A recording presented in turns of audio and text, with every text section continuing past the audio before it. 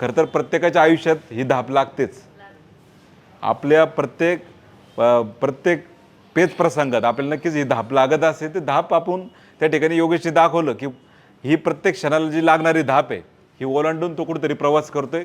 आणि शेवटला त्याने जे काही दाखवलं खरं तर हे मी इथं सांगितलं नाही पाहिजे, कारण चित्रपटाचं जी स्टोरी आहे किंवा चित्रपटाचे जे कथानक आहे खरं तर हे चित्रपट पाहिल्यानंतरच खरं तर प्रत्येकाला त्या ठिकाणी अनुभवायला मिळतं.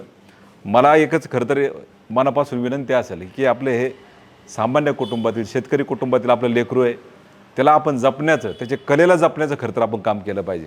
योगेश फक्त गावातला, योगेश फक्त तालुक्यातला म्हणून ही विनंती नाही. तर चित्रपट त्या पद्धतीचा आहे, त्या गुणवत्तेचा आहे. ते चित्रपटाची भावना पाहिल्यानंतर कळतं.